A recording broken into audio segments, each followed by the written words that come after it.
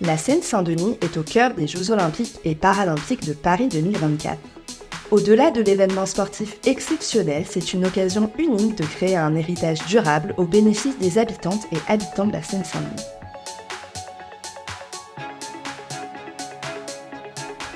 Le village des athlètes. Plus de 14 000 athlètes et leurs accompagnants seront accueillis au village des athlètes pendant les Jeux. Ce lieu se transformera ensuite en un nouveau quartier de vie pour les habitantes et habitants du territoire.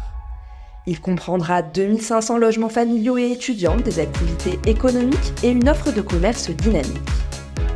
De plus, il offrira des espaces verts et un accès direct au bord de Seine.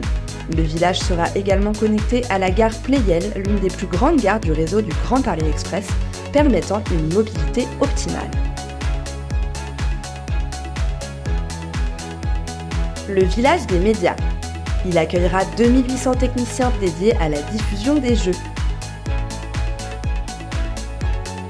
Un ensemble d'équipements à disposition des habitantes et habitants du territoire. Logements, commerces, écoles, installations sportives et parcs. Ce village s'intégrera harmonieusement dans un cadre naturel exceptionnel.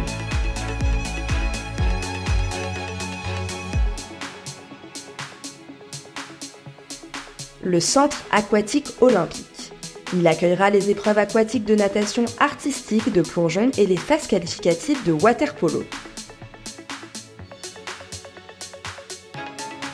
Après les Jeux, de magnifiques bassins de natation et de plongeon de 50 et 25 mètres, un espace de fitness pour se maintenir en forme, un espace bloc pour les grimpeurs et des terrains de sport pour les amateurs de jeux en équipe. Le Centre aquatique olympique est un exemple écologique avec l'utilisation de matériaux biosourcés, des panneaux photovoltaïques et l'emploi de produits recyclés made in France. La durabilité a été au cœur de sa conception. Le centre aquatique Annette Kellerman. Pendant les Jeux, les entraînements de water-polo s'y dérouleront. Après les Jeux, le centre aquatique sera ouvert à toutes et tous, offrant des opportunités sportives et de loisirs aux clubs, groupes scolaires et habitantes et habitants de la Seine-Saint-Denis.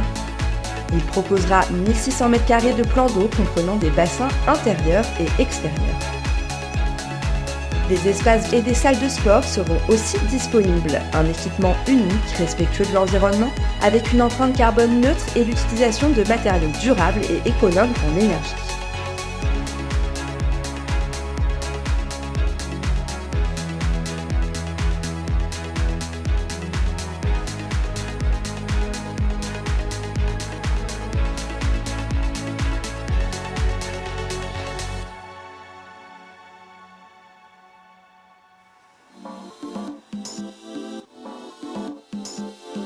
Le Prisme, un lieu d'entraînement exceptionnel pendant les Jeux, conçu dans le respect des règles de la conception universelle pour accueillir tous les publics, qu'ils soient valides ou en situation de handicap.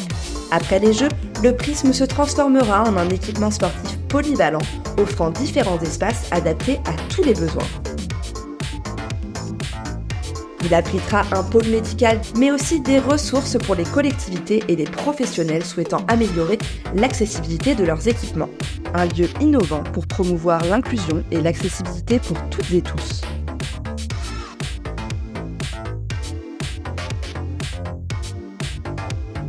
Le parc sportif du Bourget. Pendant les Jeux, les épreuves d'escalade battront leur plein au cœur de l'installation. Après les Jeux, le lieu se transformera en un vaste parc sportif et scolaire de plus de 11 hectares, ouvert aux habitantes et habitants de la Seine-Saint-Denis, aux clubs et aux associations locales. La grande nef de l'île des Balles. Pendant les Jeux, elle sera le théâtre d'entraînement pour de nombreuses disciplines olympiques et paralympiques. Après les Jeux, elle ouvrira à nouveau ses portes pour accueillir les pratiques sportives, les concerts et les activités culturelles du département. Dès 2025, la Tony Parker Academy trouvera sa place au cœur de cet espace.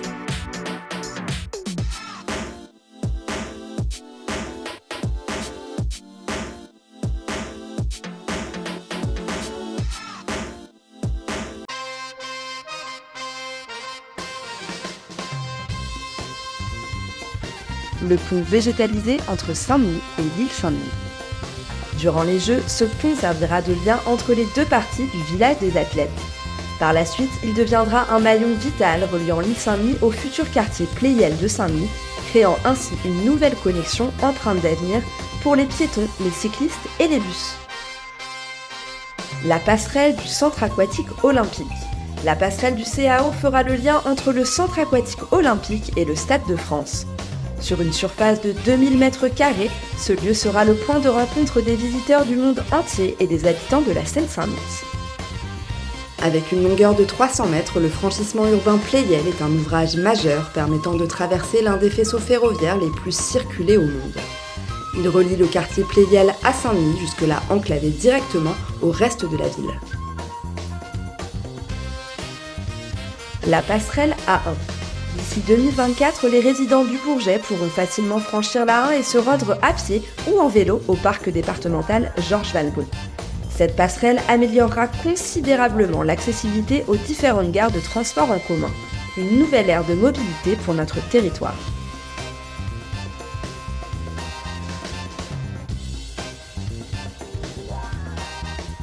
Le terrain des essences. Après les Jeux, le terrain des essences rejoindra le parc départemental Georges Valbonne et le fera grandir de 13 hectares. Ancien terrain militaire, cet endroit a été libéré de toute pollution, aménagé et transformé pour devenir un nouvel espace vert intégré au parc, faisant la part belle à la biodiversité et aux loisirs en pleine nature.